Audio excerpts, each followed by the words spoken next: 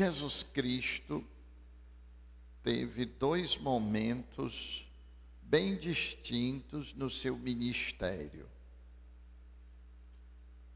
O primeiro momento, Jesus faz muitos milagres, multiplica pães, multiplica peixes, cura cegos, aleijados, mudos, surdos, cura mulheres com hemorragia, ressuscita um jovem e um amigo. Jesus, ao fazer os milagres, ele queria que as pessoas entendessem duas coisas. A primeira, Jesus queria mostrar que ele era Deus, ele era o Filho de Deus. A segunda, Jesus queria que as pessoas, compreendendo que ele era o Filho de Deus, ele queria que as pessoas se convertessem. E terceiro, sabendo que ele era o Filho de Deus, sabendo se converter, se tornarem seus discípulos. Mas qual não foi a sua surpresa? E todos os evangelhos, tanto de Mateus, como de Marcos, como Lucas e João, até mais ou menos a metade do evangelho, Jesus está fazendo milagres. Mas quando chega assim, mais ou menos na metade do evangelho, o de Mateus, quando chega ali no capítulo 12, Jesus ainda está fazendo milagres, mas quando chega no capítulo 13, Jesus começa a contar parábolas. Do Evangelho de Marcos, que é o que nós estamos lendo hoje, que são apenas 14 capítulos, nós estamos no capítulo 8, e Jesus já parou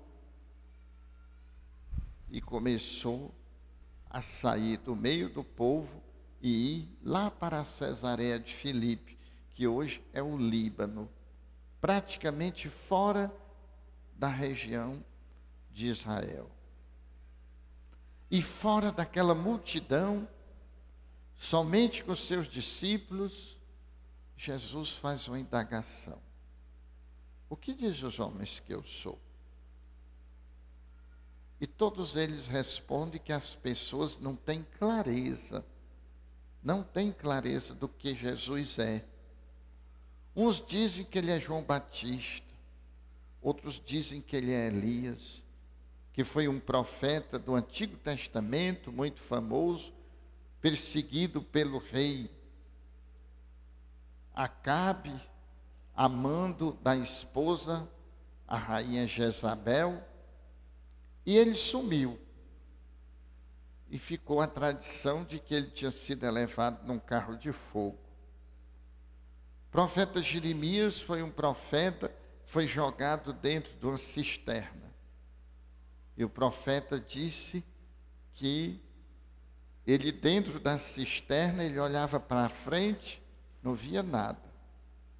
Olhava para trás, não via nada. Olhava para os lados, não via nada. Mas olhava para cima e via Deus. Há momentos na nossa vida que tudo está escuro.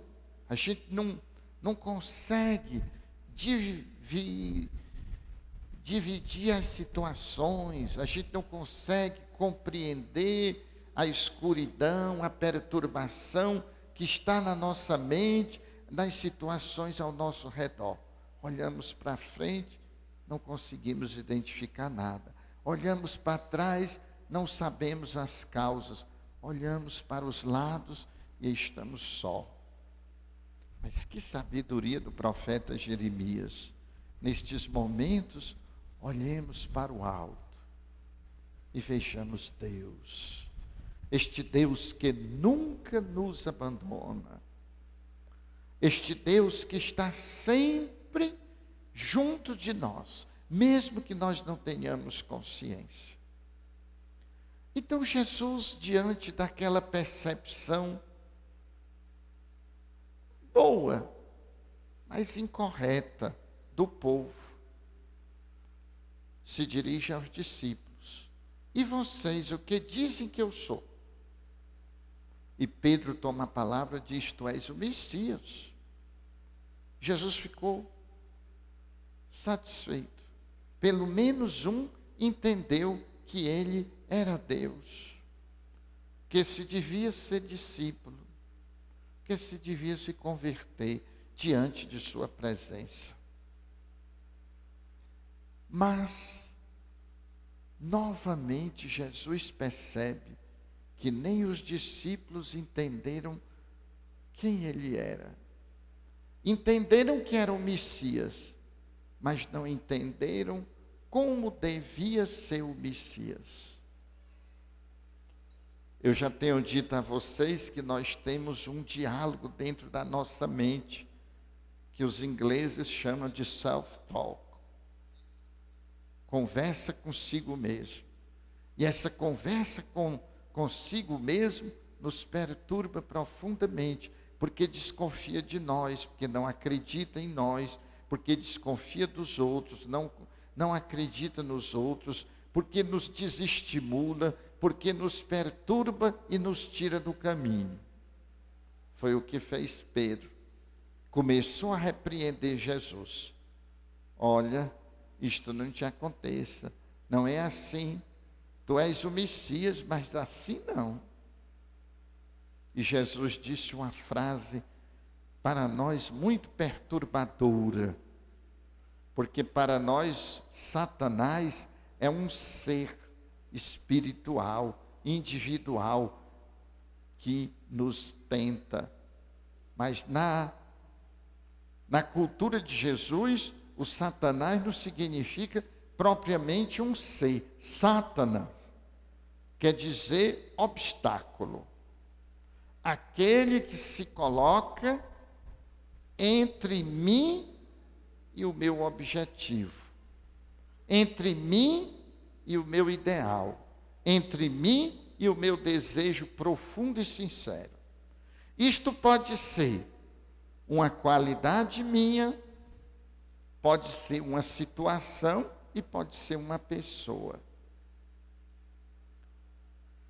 Mas eu vou refletir com vocês hoje, minhas irmãs e meus irmãos, o Sátana que nos perturba são qualidades interiores. E os orientais apresentam 3 qualidades interiores que são obstáculos para a nossa realização. São obstáculos que nos fazem desistir dos nossos sonhos, que nos fazem desistir de nós. E o primeiro obstáculo, o primeiro Sátanas de cada um é a nossa ignorância. O ser humano é ignorante. Não ignorante no sentido de estúpido, mas ignorante no sentido de não saber. E pela ignorância, nós nos perturbamos, nós agimos contra nós nos sabotamos. Quantas vezes você vai dizer assim: mas eu não sabia. Sim, não sabia. Porém, se sabotou. Porém, caiu no obstáculo. Porém, desistiu do sonho, do ideal. Quanta gente, por exemplo, tem casado e depois diz assim, destrói a sua família e diz: mas eu não sabia que era assim. Não sabia, mas poderia ter saído da ignorância e ter sabido. O que é um problema? Problema é aquilo que eu preciso saber, mas não sei. Eu, por exemplo, não sei pilotar avião, mas não é problema para mim, porque eu não preciso pilotar avião. Eu não sei dirigir um navio, mas não é problema para mim, porque eu não preciso dirigir navio. Mas se eu não soubesse dirigir um carro, seria problema para mim, porque às vezes eu preciso dirigir um carro. Se eu não sei conviver com minha esposa, quem é casado, com meu esposo, quem é casada, com meus filhos, quem tem filhos, com meus pais, quem tem pais, é um problema, porque tem pai. E quando eu preciso saber e eu não sei, é um problema. Mas na hora que eu aprendo, deixa de ser problema. Então, problema é uma oportunidade de me tirar da ignorância. Não tem problema, não tem coisa desanimadora de você casar e não saber como é. Mas contanto que quando você perceba que não sabe e perceba que precisa saber, você aprenda. E isso que as pessoas não se dão conta. Não se dão conta. Quando eu cheguei aqui, eu era um problema para vocês. Vocês eram um problema para mim. Porque eu não conhecia vocês e eu devia conhecer. E vocês não me conheciam e precisavam conhecer. Mas no momento que eu conheci, pronto, deixou de ser problema. Isto aqui é importante a gente entender. Viver é se deparar sempre com problemas. Nós estamos num mundo que as informações dobram a uma vez a cada ano. Antes, você se formava, pronto. Mas hoje não. Você tem que aprender constantemente. Isto é muito importante. Os dois se casam. Quando nasce o primeiro filho, o dia não aumenta, a noite não diminui. A mesma mulher tem que, no mesmo dia, dar atenção ao esposo e ao filho. O mesmo pai tem que, ao mesmo tempo, dar atenção à esposa e ao filho. Quando nasce o segundo, aí já não são dois, já são 4. E precisa sempre reaprender. Os filhos crescem, precisamos aprender a conviver com eles adultos. Os filhos se casam, precisamos aprender a conviver com eles casados e ainda com a nora ou com o genro. Porque se não soubermos, ele não vem mais aqui, ela não vem mais aqui.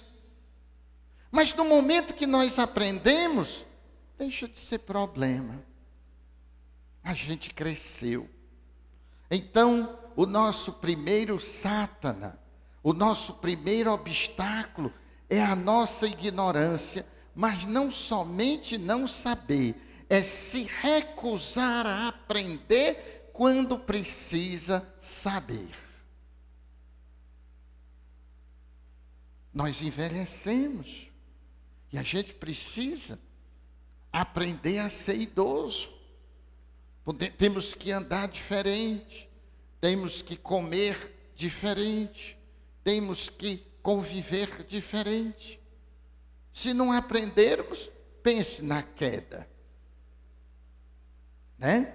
E tem o ditado: carreira de velho é choto e queda não é defeito, mas só se levanta se cair e os quartos não se quebrarem. Então precisa uma série de coisas, não é? Então é importante saber disto, não é? Quando eu era jovem, que eu ia pular numa piscina, eu só fazia pular. Mas agora, eu sento na beira da piscina, boto os pés e vou descendo. Não sou mais um jovem. Tudo precisa a gente aprender. O nosso primeiro Satanás, que nos põe no chão, nos cria obstáculo, é a nossa ignorância e a teimosia de não sair dela, quando perceber que precisamos reaprender, aprender de novo. O segundo Sátana, ou Satanás, da nossa vida, dizem os orientais, é o apego. O apego. Quantas coisas na vida, quantas oportunidades perdidas, porque nós não temos coragem de nos desapegar a uma determinada situação, a um determinado costume, a um determinado vício. Nós nos apegamos. E então, nós não nos abrimos para a novidade. Nós não nos abrimos para as possibilidades. As possibilidades sempre aparecem para nós, mas elas podem se apresentarem como um desafio, ou elas podem se apresentar revestidas de problemas. Eu só me dou a conhecer se você aprender um pouco mais. Quantos de nós têm perdido tanto por causa do apego? E o terceiro Sátana que os orientais nos falam é a aversão. Eu não gosto disto. Eu detesto isto. Eu não gosto. E eu começo a chamar os outros de hipócritas. Mas a hipocrisia dos outros não é problema para mim. Problema para mim é a minha hipocrisia. O sadismo dos outros não é problema para mim. Problema para mim é o meu sadismo. Mas as pessoas não entendem isso. As pessoas não entendem e se tornam julgadoras, se sentindo donas do mundo.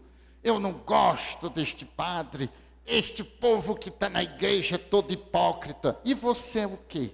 Um infeliz, alguém de joelho diante do seu Satanás, alguém que não ultrapassa os seus obstáculos.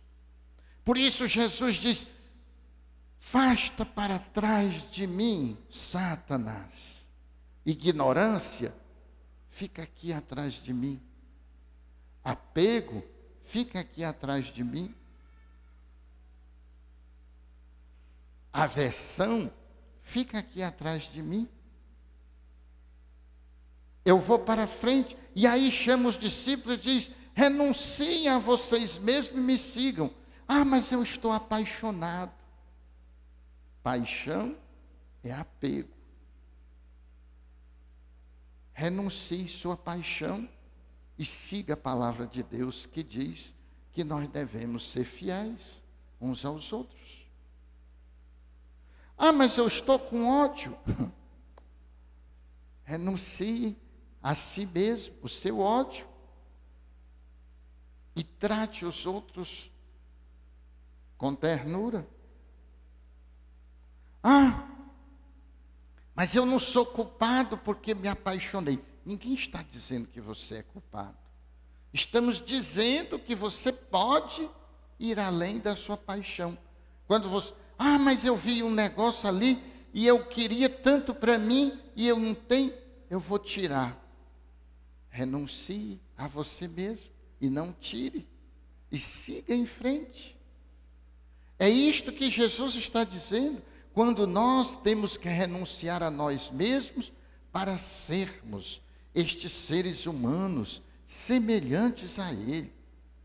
E você pode, e eu posso, e nós podemos, porque Ele nos deu esta graça. E é assim. vencendo os nossos problemas, vencendo a ignorância pela sabedoria, vencendo o apego pela generosidade, vencendo a preguiça pelo esforço, vencendo a raiva pela paciência, vencendo a aversão pela bondade. No momento em que nós identificamos estas realidades e nós as colocamos atrás de nós, e nós passamos para frente, e nós renunciamos àquela dimensão de nós, para ficarmos com aquilo que o Senhor nos propõe como um caminho correto, é aí que nos tornamos grandes, que nos tornamos livres, que nos realizamos e que não precisamos mais perder nossa família, nem nossa profissão, nem nossa felicidade, porque somos capazes de vencer os nossos satanás e somos capazes de deixar uma renúncia por nós mesmos para ficarmos com o que é melhor de nós e não com o que é menos bom de nós. Que Jesus nos ajude. Louvado seja nosso